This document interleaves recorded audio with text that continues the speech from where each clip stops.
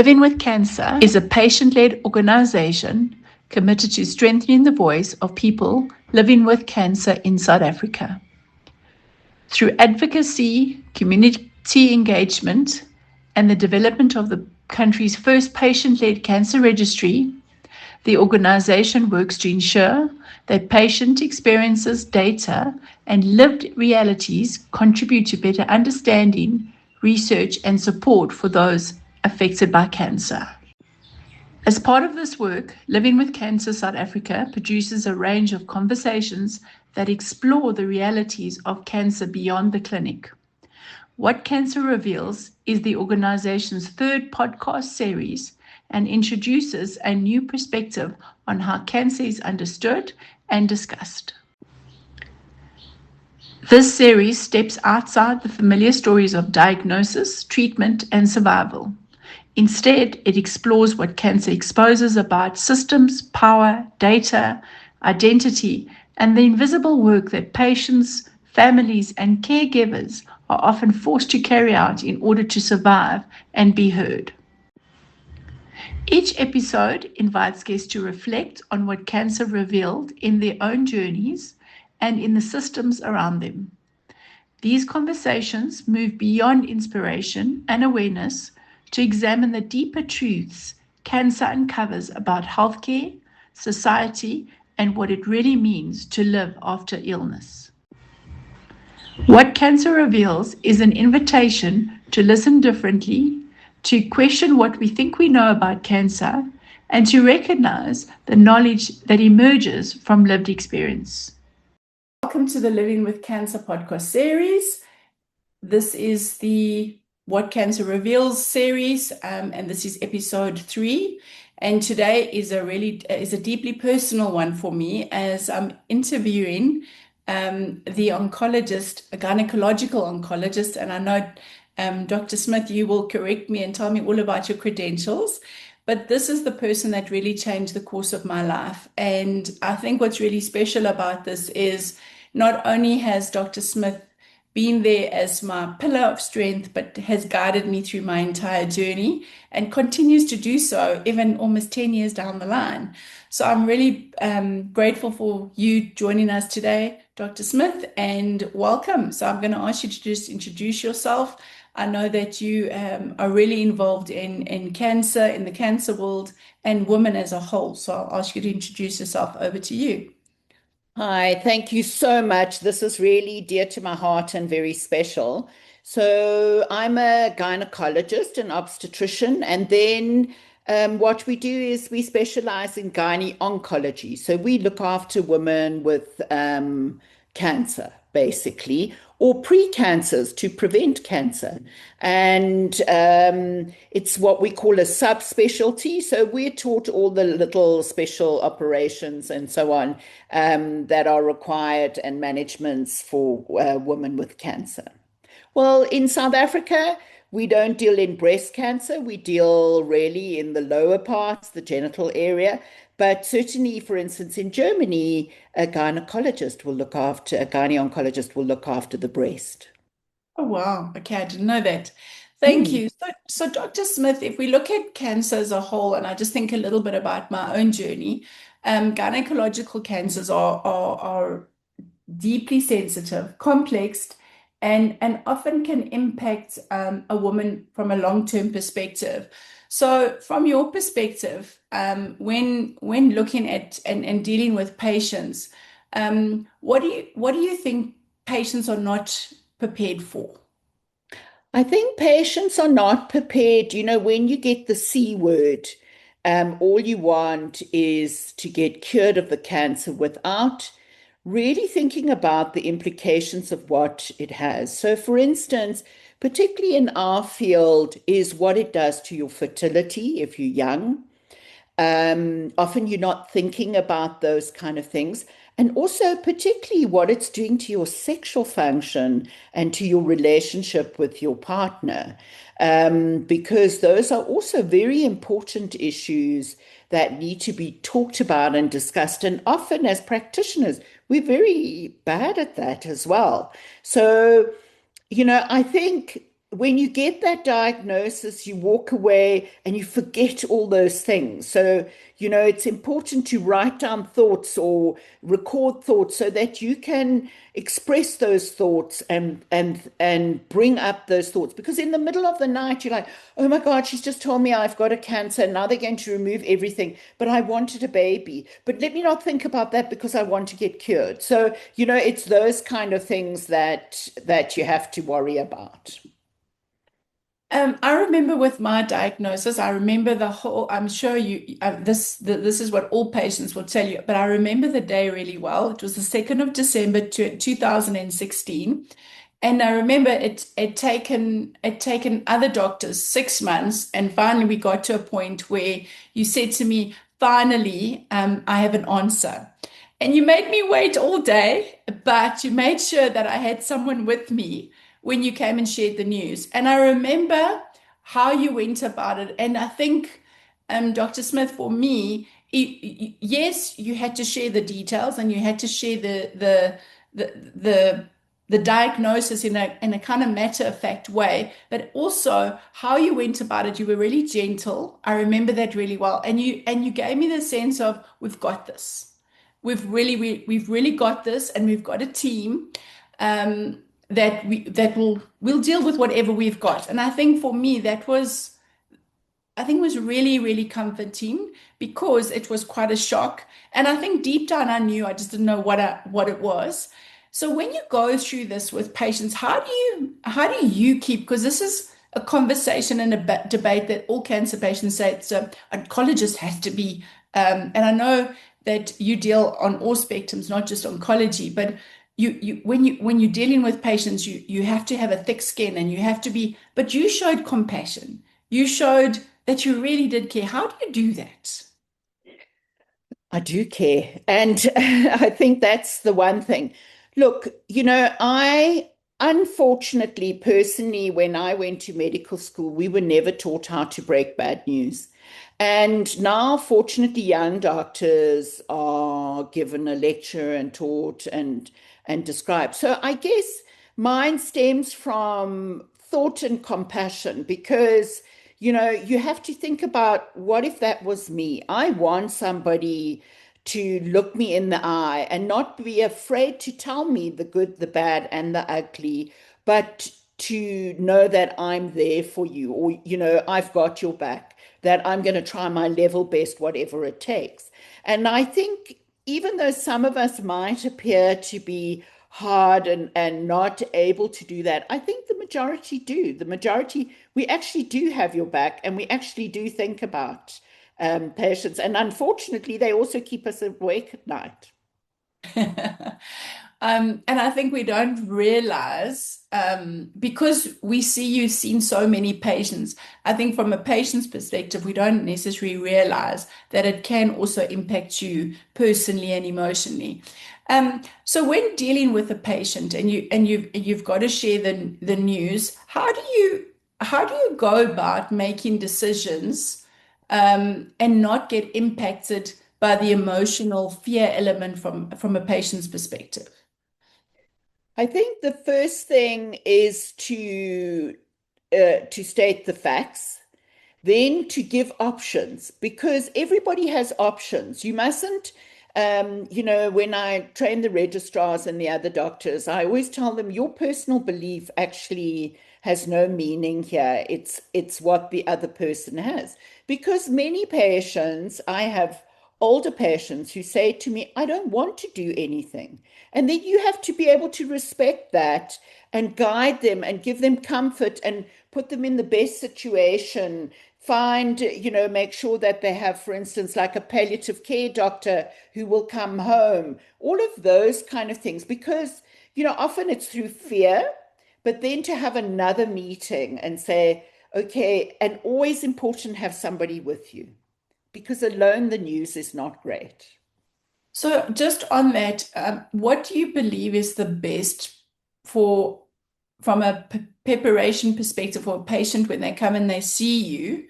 Um, is it because I know, I mean, I always I come to the appointments on my own and I almost prefer it because then I feel like I'm in control of the situation. But from your perspective, what is the best, do we bring someone with? Do we read up? Don't we read up? How should we prepare ourselves for any conversations that we have with our gynecologist and our oncological gynecologist? I think the important thing is that your the person that you bring must be important to you and must be vested in you. The second thing is that person, you should always ask them to make notes because you will be all over the show. You won't make note of what's being said. So you need to make notes. That person needs to make notes. And that person really is just there for you, yeah, remember she said this, because you're just going to walk out and you're going to think, I've got cancer. I'm going to die. As opposed to, no, she said, we still have to do this. We don't know this. We do know that. So I think that person needs to be very important to you. Yes, some people do it alone. And I think if you're going to do it alone, I think you should have the opportunity to come back and make notes, write down what your thoughts are, what you are worried about. And then remember that not every cancer diagnosis is a death sentence. And, many cancers, you can live for many years. There are many options. There are many different options. There are many explorations. And also the other thing that is important we have realized is treating cancer is not just about me and you. It's about a multidisciplinary team. And that's the most important thing. And that's beautiful because I really always did feel that there was a team behind me. So Dr. Smith, you said something around that was really important around how if we look at cancer today, and I think that is one of the reasons why I started living with cancer, because I've always maintained that cancer, especially mine, which was really aggressive and it was the rare one, and everything I read was quite scary.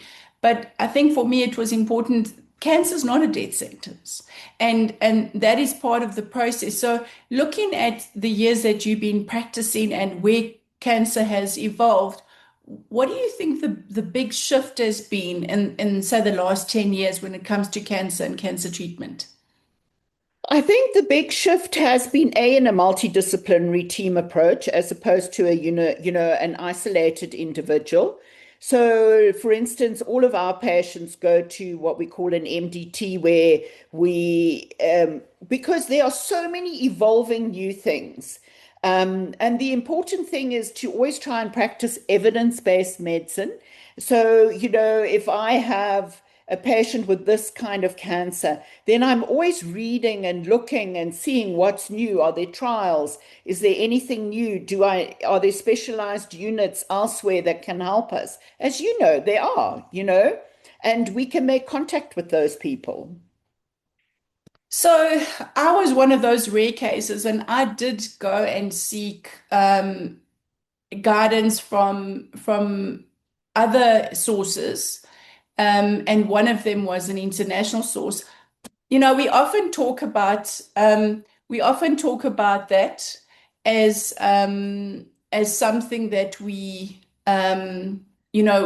do we or we don't we tell our gynecologist sorry, our oncologist, do we or don't we share that we're going to go and get a second opinion? What's your view? I mean, honestly, and I, this is raw. I love it when patients get a second opinion because and if your oncologist or your surgeon or your gynecologist is angry about that, that's a problem because you want to know that you are doing the right thing as the gynae oncologist. So, if you seek a second opinion and they come back and they say, have you thought about this? You're like, no, let me go and read up about it so I can use that knowledge elsewhere as well. So I think we should not be afraid of that. I'm certainly not afraid of that. And I really value it. And often I really value that I'm doing the right thing. And And so I think important. how do we go about it? Are we honest and we say, because that's often a question that we face when or I get asked, Belinda, is it a good idea to go and seek a second opinion, and I don't want to offend my oncologist because they know best. I mean, I was interviewing an older lady the other day who was diagnosed years ago, and she said, trust your medical team. So I don't think it's about not trusting, it's about exploring. I think provided where you explore is what we would call evidence based, because there is also a lot of stuff out there of hocus pocus, because particularly when you're in a bad situation, you'll start grabbing at any straws. So you don't want somebody, for instance, who has not published, who hasn't isn't working in an academic unit, who is giving you, I mean, we have a particular thing where everybody's on ivermectin, and you say to yourself, but guys, how can a drug have so many functions? You have to think about it. Yes, Mary Jane might have taken it and did well, but Mary Jane was probably going to do well in any case. So you need to think about who you're consulting with. And when you do consult with that person, I think that you need to make sure that your evidence is good and sound. We don't, we get a little bit anxious when patients want to do something that is really way off and we know is not going to work.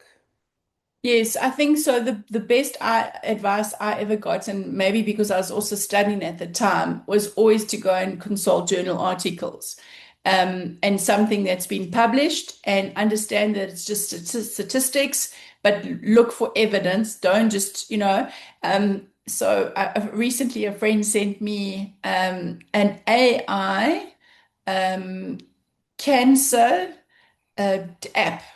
And Yeah.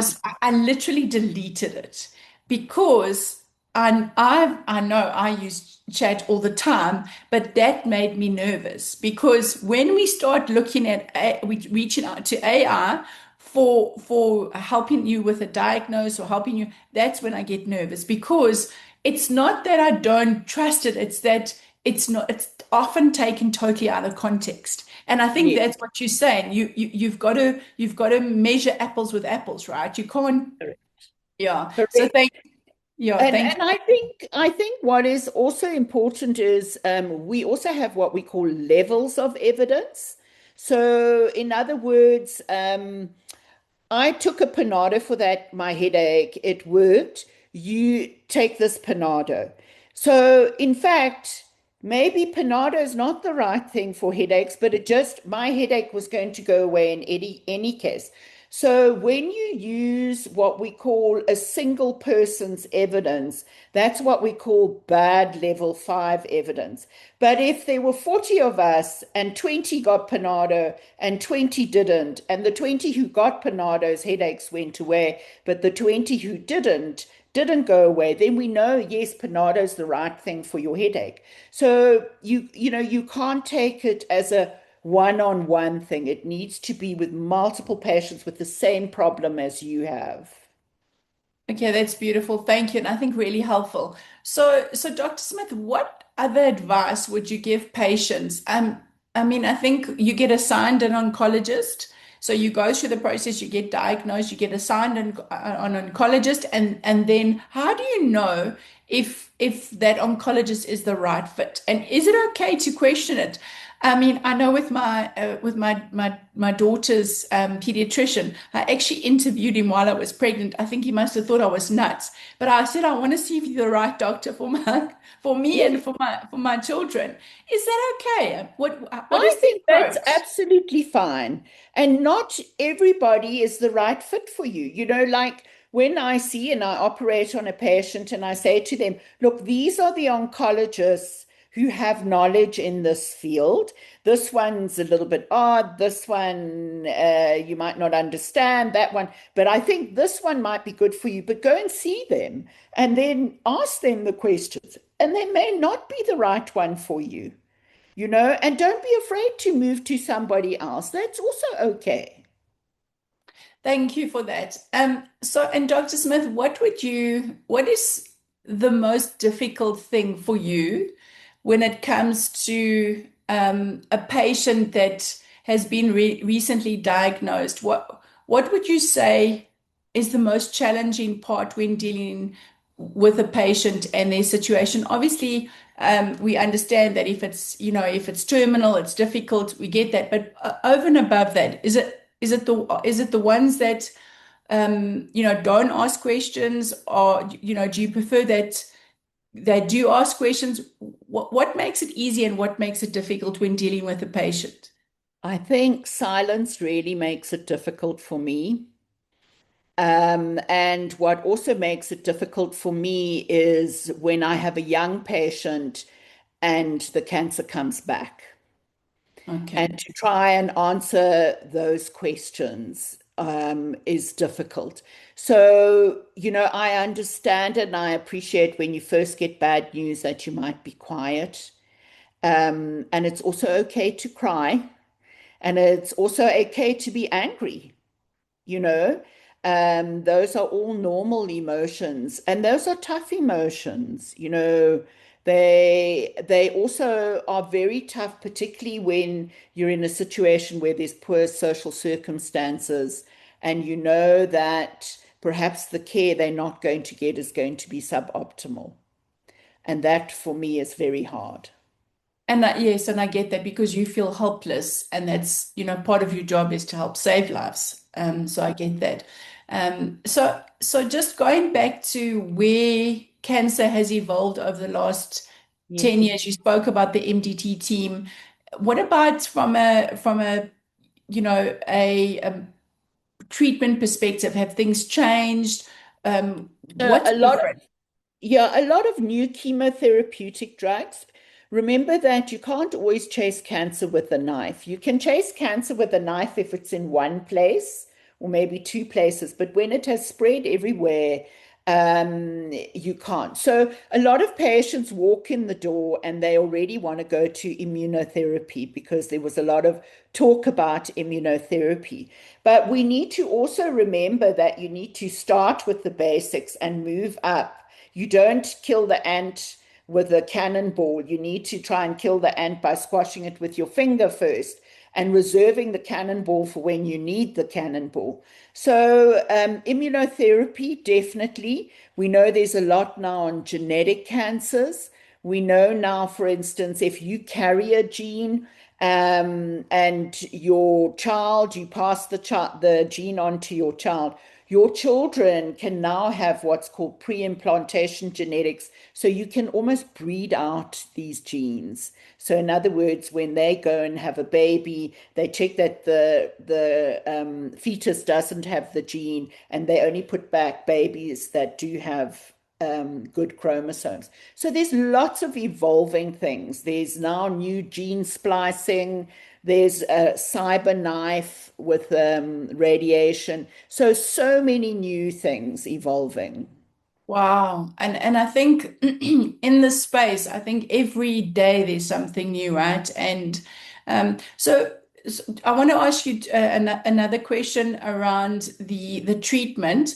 What do you think where do you think they go wrong once they've been diagnosed and they go through a treatment? So often people will say, Belinda, what do I need to do to keep myself healthy? So through my experience, not that I'm a clinician in any sense, but I always say, look after your immune system. Make sure you're eating well, sleeping, looking after your mental health. Look at, and if you're going to have a piece of chocolate cake, it's not going to kill you, but have less than more. But, live a healthy lifestyle, because that just makes your immune system stronger and you're able to fight off anything that may come. Where do you think patients go wrong?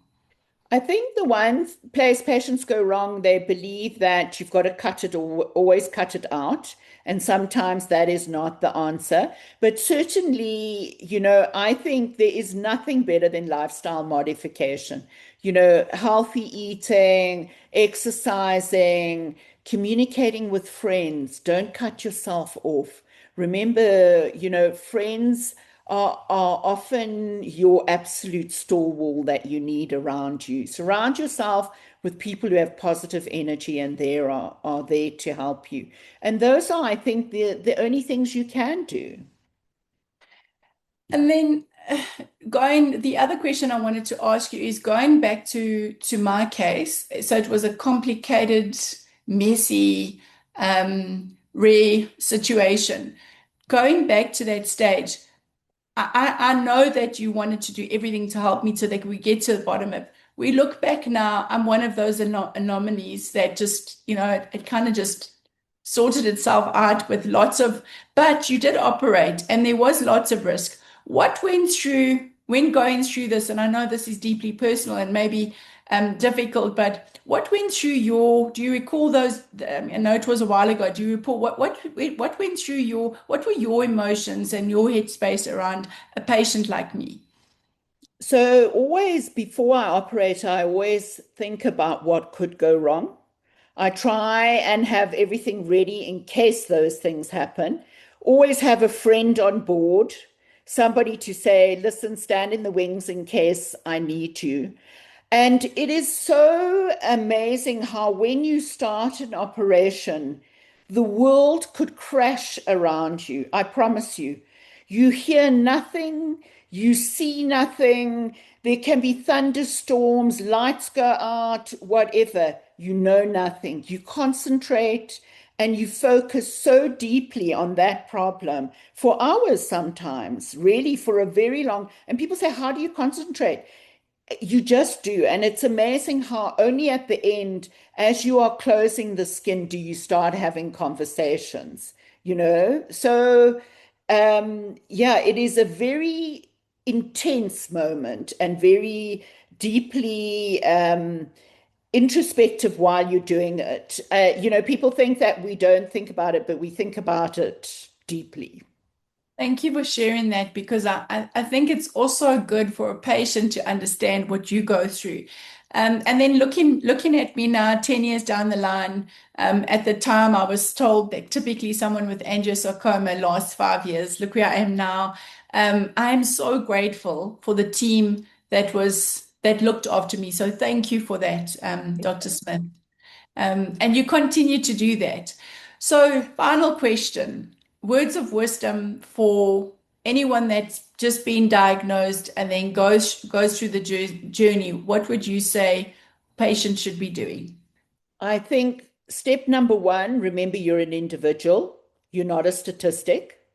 So where you fall in those statistics, you will never know. So I think number one, always remain positive, always reach out for help, never have pain. You don't deserve to have pain, whether it's emotional pain, physical pain, or pain elsewhere. Pain is not allowed.